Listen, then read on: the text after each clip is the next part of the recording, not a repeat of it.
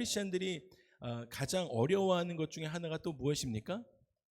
네, 하나님의 뜻을 아는 것입니다. 하나님의 뜻이 무엇인지 모르겠다라는 것이에요. 여러분, 하나님의 뜻이 무엇일까요? 특히 저와 여러분의 삶을 향한 하나님의 뜻이 무엇일까 하는 것입니다. 너무 중요하지 않습니까? 오늘 그 하나님의 뜻에 대해서 말씀을 나누려고 합니다.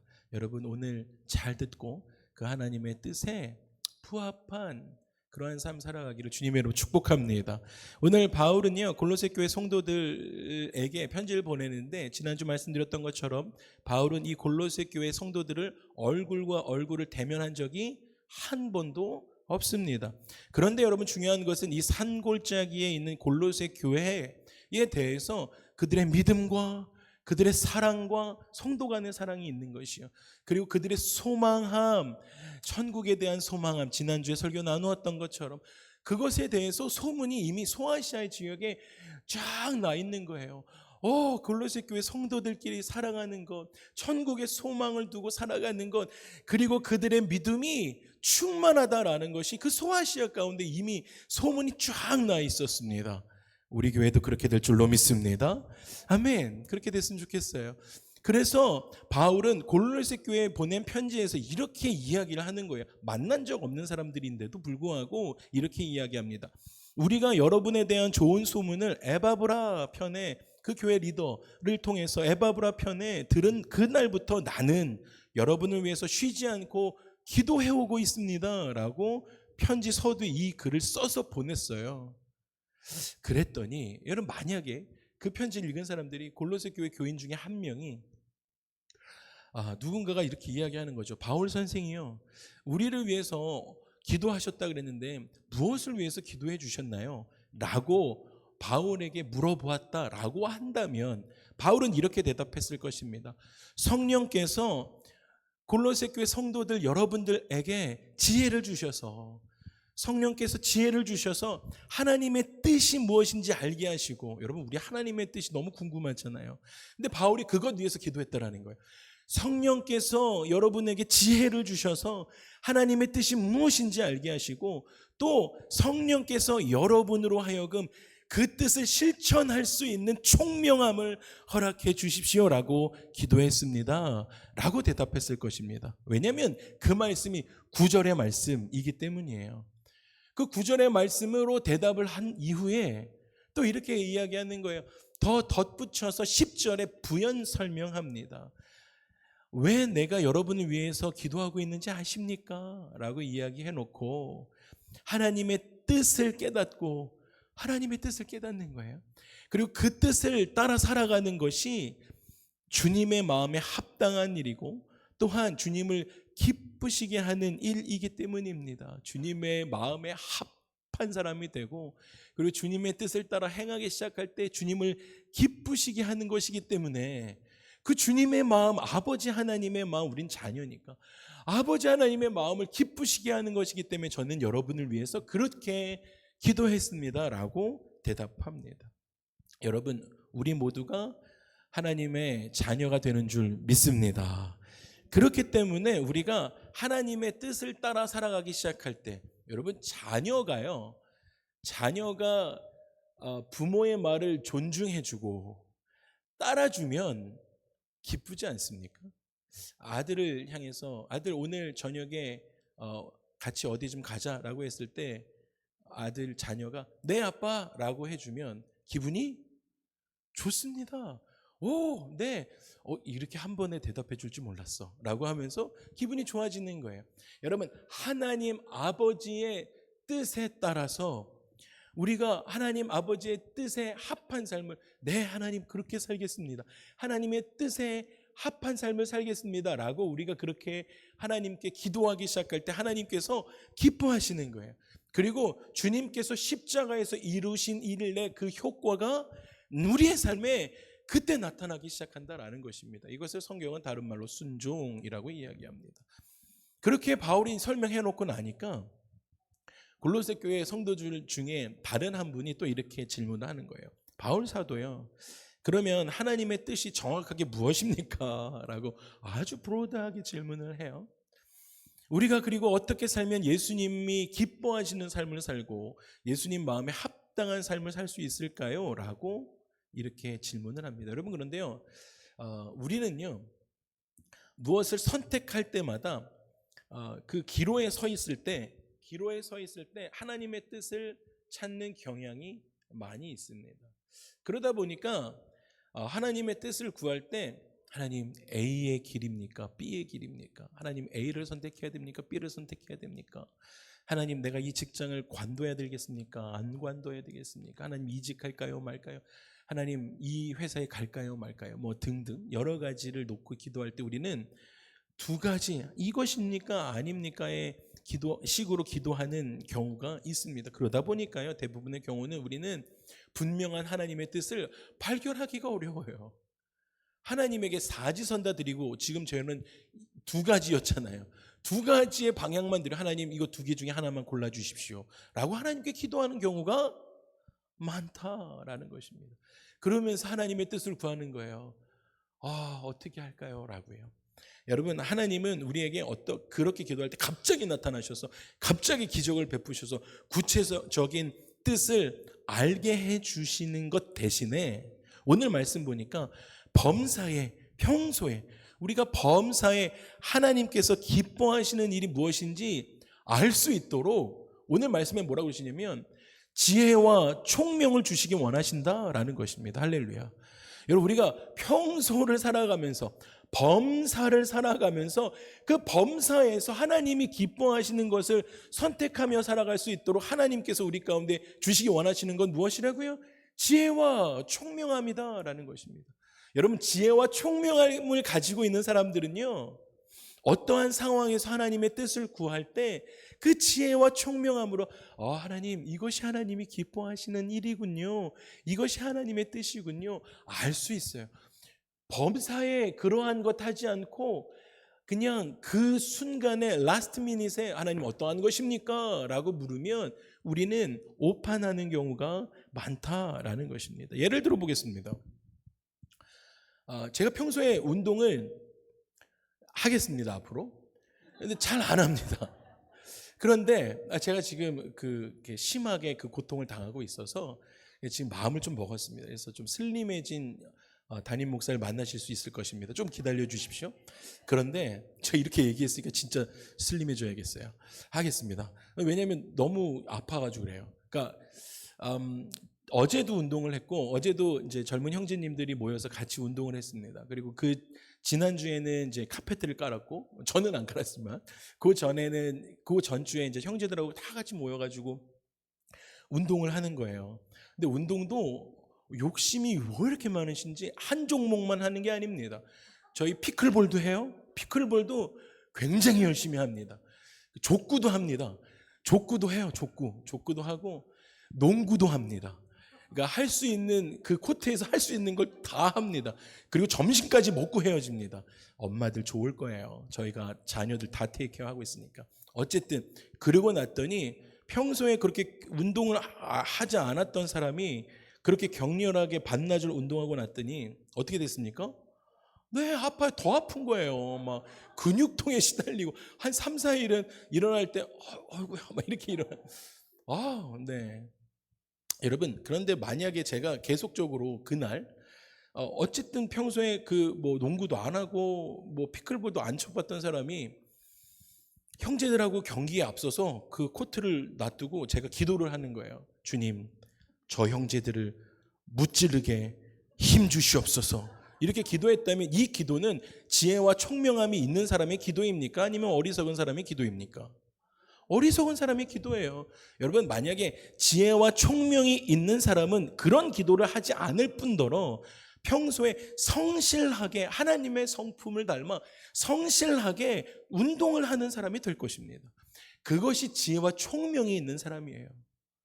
그 데스티네이션까지 가기 위해서 평소의 삶을 우리가 그렇게 살아야 하는 것이죠. 하나님의 뜻을 발견하는 것도 마찬가지입니다.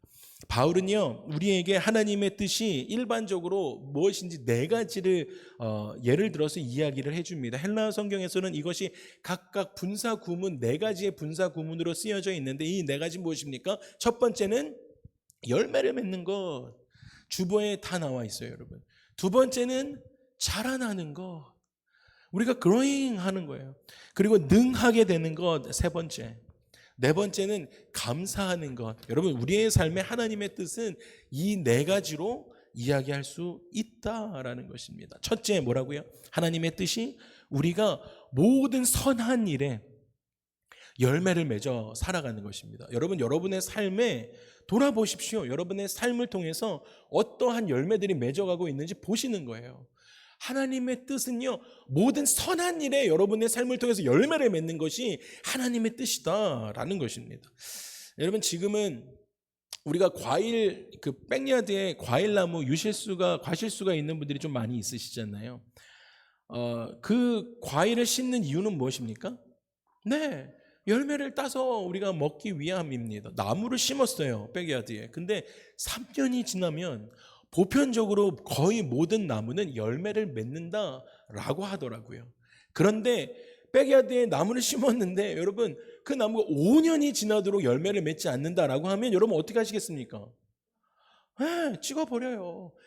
나무를 바꾸시겠죠. 그걸 파서 버리고 다른 나무로 심게 될 것입니다. 그 비유를 예수님이 이렇게 말씀하신 적이 있죠. 누가복음 13장에 이에 비유로 말씀하실 때 한 사람이 포도원에 무화과 나무를 심은 것이 있더니 와서 그 열매를 구했대요. 얻지 못했습니다. 포도원 지기에게 이렇게 이야기합니다. 내가 3년을 와서 이 무화과 나무에서 열매를 구했지만 구하지 못했으니까 찍어버려라. 어찌 그 땅만 버리겠느냐라고 말씀하시는 거예요. 여러분, 백야드에 있는 그 나무 어떻게 그 땅만 차지하고 있으니까 똑같은 마음이셨어요. 대답하여 이르되 주인이여, 이제 포도원 지기가 이야기합니다. 금년에도 그대로 한번 두어보시죠. 내가 두루 파고 거름을 주면서 이후에 그럼에도 불구하고 열매를 맺지 못하면 그때 찍어버리죠 라고 이야기합니다. 여러분, 하나님의 뜻은 우리가 모든 선한 일에 열매를 맺으며 살아가시는 거예요. 여러분의 삶을 통해서 그 열매들이 나타나야 되는데 그 열매를 다른 말로 하면 무엇입니까? 변화입니다. 변화를 이루어내는 거예요. 여러분의 삶에 변화를 이루시는 것입니다. 여러분, 예수님 믿으시면 여러분의 생각과 말과 행동에 반드시 좋은 변화가 일어납니다. 할렐루야. 열매예요, 열매. 예수 믿은 사람의 열매가 뭐라고요? 네, 생각과 말과 행동에 변화를 가져오는 것입니다. 여러분, 그런 변화가 우리의 삶에 일어나는 것이에요. 그래서 그 변화가 어떻게 나타나냐면 성령의 열매로 나타나는 것이죠. 와우, 예수 믿었더니 성령님께서 나와 함께 하심으로 성령의 열매가 나타나는 것입니다. 사랑이 많아져요. 이전에 그렇지 않았는데 희락이 있습니다. 오, 예수 믿고 나니까 내 마음에 희락이 있는 거예요. 화평할 수 있습니다. 옆 사람과 화평하는 거예요. 예수 믿었더니 가능한 일이에요. 오래 참는 것입니다. patience. 여러분, patience는 정말 어렵잖아요. 예수 믿었더니 내 삶의 열매로 나타난 그 변화가 오래 참음, 자비와 자비로움과 양성과 충성과 온유함이 생겨요. 그리고 절제도 내 안에 일어나는 것입니다. 이 성령의 9가지 열매가 우리 삶에 일어나는 것, 그것이 열매로 나타나고 변화된 크리스찬들의 모습이다라는 것입니다. 여러분, 이렇게 되면 여기에서 더 나아가야 할 것이 있는데 성령의 열매로 살아가는 것인데 그것이 궁극적으로 마지막 고울은 무엇입니까? 하나님의 성품에 참여하는 것입니다. 오, 예수 믿고 열매 맺고 변화되어져서 성령의 열매로 내가 살아가는데 그것의 마지막 목표가 뭐라고요? 네, 하나님의 성품에 참여하는 거예요. 그래서 사도 베드로는 하나님의 성품을 이렇게 표현합니다. 믿음, 덕과 지식, 절제, 인내와 경건, 형제 우애와 사랑, 이렇게 표현하는 거예요. 여러분, 우리가 거기까지 가야 되는 것입니다. 그래서 베드로가 이렇게 권면합니다. 베드로전서 1장 14절 16절에 너희가 순종하는 자식처럼, 그러니까 자식이 순종하는 것에 있어서 전에 알지 못할 때에 따르던 너희 사역을 본받지 말고 다 버려버리고 오직 너희를 부르신 거룩한 이처럼 너희도 모든 행실에 뭐라고요? 거룩한 자가 되라 라고 말씀하십니다. 그래서 나온 말씀이 뭐라고요? 네, 내가 거룩하니 너희도 거룩한 삶 살아라 라고 말씀하시는 것입니다. 여러분, 하나님은 우리 가운데 할 수 없는 것 요구하시는 것이 아닙니다. 변화를 가져오면, 열매를 맺음으로 여러분의 삶에 변화를 가져오시면 성령의 9가지 열매가 내 것이 되고 우리의 삶에 그것이 일어나고 그것을 통해서 어디까지 가는 것입니까? 하나님의 성품에 참여하는 것까지 가게 되어진다는 것입니다. 여러분, 하나님의 뜻은 우리가 모든 선한 일에 열매를 맺고 그리고 변화를 이루고 그리고 하나님의 성품에 참여하는 것, 여러분, 그것이 하나님의 뜻입니다. 두 번째 하나님의 뜻은 우리가 그를 알아가는 것에 자라나는 것입니다. growing 하는 것이에요. growing in the knowledge of God. 여러분, 우리의 knowledge가 하나님을 향해서 계속 growing up 해야 된다는 것입니다. 흔히 누군가가 예수를 믿는다, 예수 믿는다 라고 생각하면 우리는 마음속으로 그 사람 금방 천사가 되겠군, 이렇게 오해하는 경우가 있습니다. 누군가 침례를 받으면 저 물에 들어갔다가 나오는 순간 성자가 되겠구나 라고 생각하는 경우도 있습니다. 그렇게 기대합니다. 기대 심리가 있어요. 여러분, 그런데 정확하게 이야기해야 될 건 무엇입니까? growing up 한다라는 것은요, 그 예수를 믿는 시점은 시작에 불과한 것이에요. 예수 믿기 시작했기 때문에 갑자기 변화된 인생이 되어지는 것은 아니에요. 자라나는 것입니다. 갓 태어나는 아기가 우리 하퍼가 엄마랑 이야기하는데 논리정연하게 이야기한다고 생각해 보세요. 우리 제이콥이 지난주에 우리 생일 축하했는데 1년밖에 안 된 친구가 아주 청산유수처럼 말을 한다고 생각해 보십시오. 그러지 않다라는 것입니다. 자매님들에게도 고합니다. 남편이 예수 믿기 시작했다고 해서 너무 큰 기대를 하시면 곤란합니다. 여러분, 자라나야 하는 거예요. 성장하는 것이 필요하다는 것입니다. 새 가족들이 교회에 왔을 때도 마찬가지인 것이죠. 빨리 적응하기 위해서 어떤 무거운 짐을 지우지 않아도 됩니다. 여러분, 그들이 교회 안에서 성장해 나아가야 되는 시기가 필요합니다. 모든 사람은요, 누구나 영아기에서 유아기로 가는 기간이 필요한 거예요. 유아기에서는 청소년으로 가는 기간이 필요해요. 청소년은 청년이 되는 기간이 필요하고요. 청년들이 어른이 되는 장년기로 나아가야 될 시간과 경험이 필요하기 때문입니다. 신앙이 다 그렇습니다. 그래서 우리는 서로가 서로를 향해서 어떻게 해야 합니까? 인내하고 기다려줄 수 있어야 합니다. 교회 공동체는 그래야 되는 것이에요. 교회 공동체가 어떤 비즈니스적으로 이것하고 사람을 가져다가 여기를 메꾸는 사역을 하는 것이 아니라, 공동체는 조금 더뎌도 사람을 향해서 기다려줄 줄 아는, 하나님은 사역하시는 분이 아니라 사람에게 집중하시는 분이시기 때문이에요. 사랑하는 주사랑 2부 예배 성도 여러분, 온라인으로 함께 예배드리고 계신 우리 온라인 가족 여러분, 그리스도인들은 하나님을 알아가는 일에 자라가야 합니다. 성장해야 합니다. 하나님의 의로우심도 알아야 돼요. 하나님의 의로우심이 이러한 것이군요. 하나님의 선하심과 인자하심이 내 삶에 이러한 것이군요. 인격적으로 깨닫는 거예요. 그것이 성장하는 것입니다. 그냥 교회 다니는 것이 아니라 하나님의 오래 참으심, 하나님, 나의 삶을 향해서 이러한 부분들이 있으시군요. 깨닫고 하나님을 알아가는 그 지식에 내가 자라나는 것입니다. 하나님의 성실하심과 신실하심을 여러분 깨닫고, 여러분 하나님의 knowledge를 여러분 가운데 그것이 growing 되고 있습니까? 이러한 것이군요. 또 하나님의 능력과 권세가 이러한 것이군요 라고 하나님을 아는 일에 자라가야 합니다. 더 깊이 묵상해야 합니다. 그렇게 이번 한 주 하나님의 성품을 깊이 묵상하셔서 하나님과의 친밀함으로, 그렇게 하시려면 기도가 우선되셔야 돼요. 기도함으로 말씀에 바탕되어져서 우리의 신앙이 성숙해가는 저와 여러분의 삶이 되기를 주님의 이름으로 축복합니다.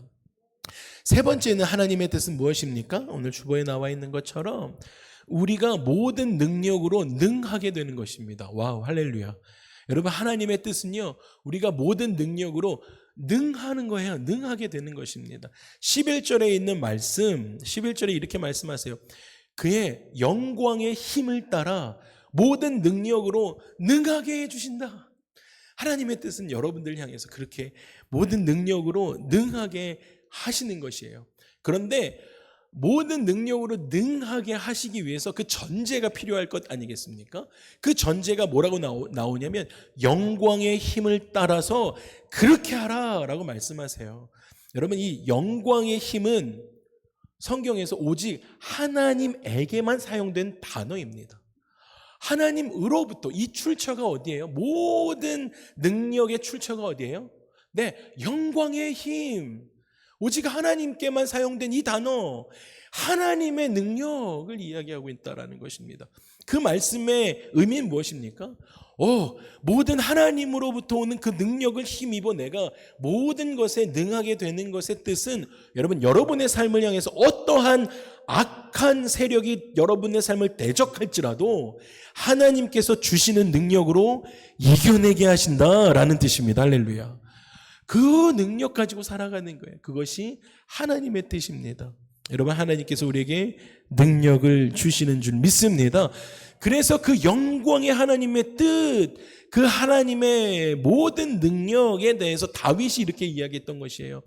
나의 힘이 되신 누구요? 여호와요.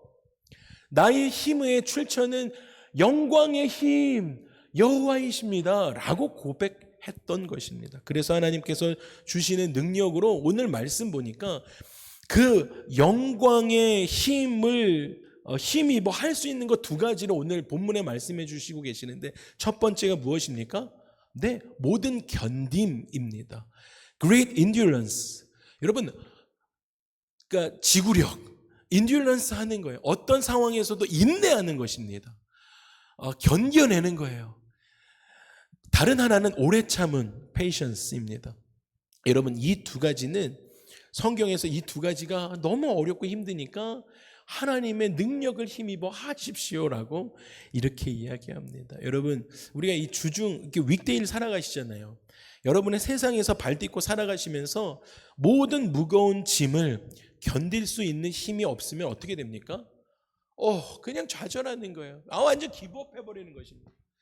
하나님의 능력 힘입지 않고 그 세상에서 살아가는데 그 힘들이 너무 무거우면 그냥 기브업해버리는 것입니다. 그런데 오늘 말씀에서 견디다, 모든 견딤의 이 견딤은 승리하기 위한 견딤을 이야기하는 것인 거죠. 승리하기 위한 견뎌냄을 이야기하고 있다라는 것입니다. 여러분, 요즘에 여러분 백야드에 보시면 그 집들을 이렇게 좀 보시면, 나무들을 좀 보시면 나무들이 앙상하잖아요. 나무들이 앙상해요. 근데 이번 겨울을 지나면서 지난 5월 달에 저희 집에 있는 나무들을 보니까 한 8월 좀 넘어서까지 열매들을 주고, 그때부터 가을에 접어드니까 9월 달부터는 낙엽도 떨어지고 앙상한 가지들만 남더라고요. 그리고 나서 요즘을 어떻게 보내고 있습니까? 그 앙상한 가지들이 요즘에 새벽에 36도까지 내려가잖아요.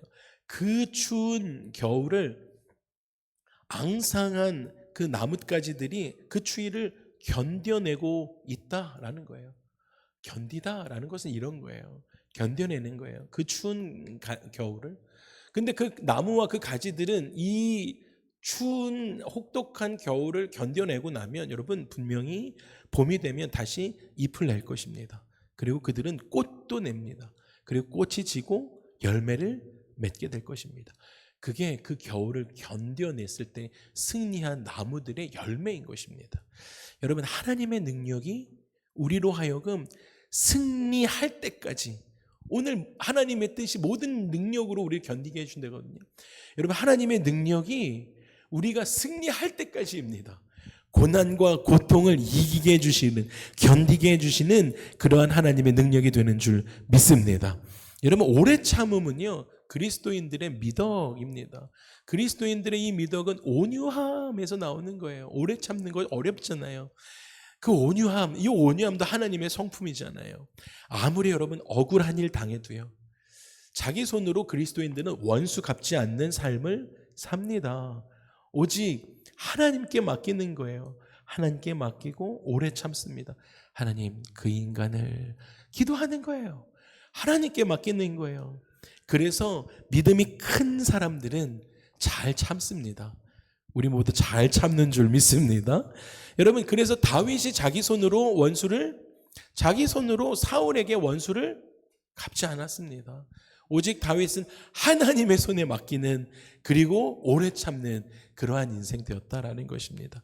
그것이 하나님의 능력으로 우리가 능하게 되는군요 라는 하나님의 뜻입니다. 네 번째, 마지막, 하나님의 뜻은 우리가 아버지께 기쁨으로 감사하는 것입니다. 여러분, 매일매일 순간순간 하나님 아버지께 기쁨으로 감사하는 거예요. 여러분, 우리가 하나님께 감사할 이유가 분명하죠. 바울이 이렇게 이야기합니다. 12절에 우리로 하여금 빛 가운데서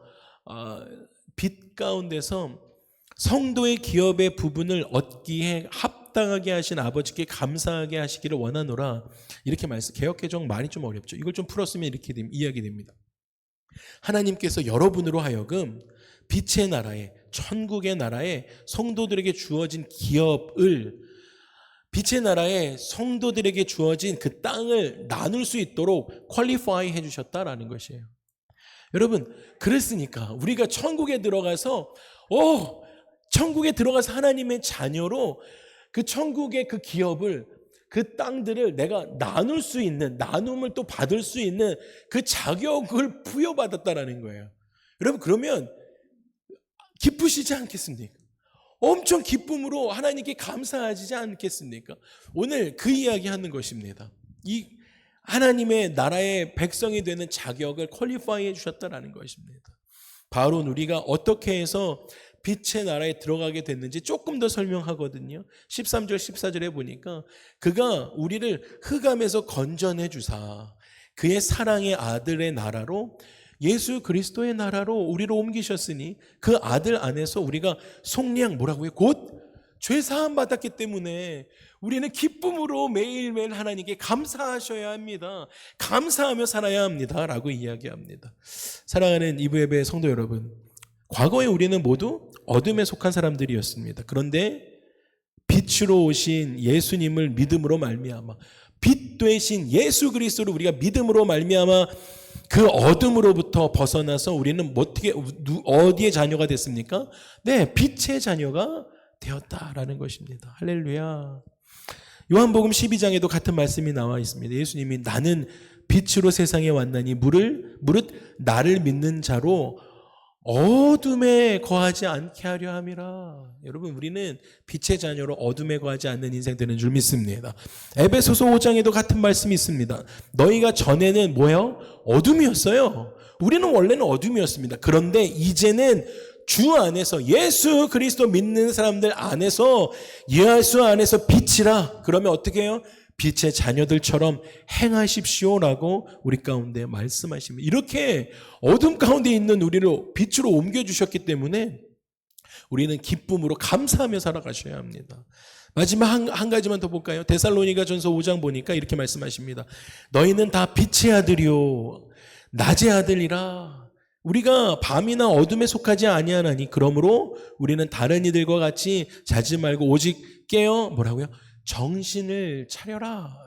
여러분, 우리 빛된 자녀로 정신 차리고 살아가야 될 줄로 믿습니다. 이것이 우리가 하나님께 기뻐하며 계속해서 감사해야 할 이유가 됩니다. 이것이 하나님의 뜻입니다.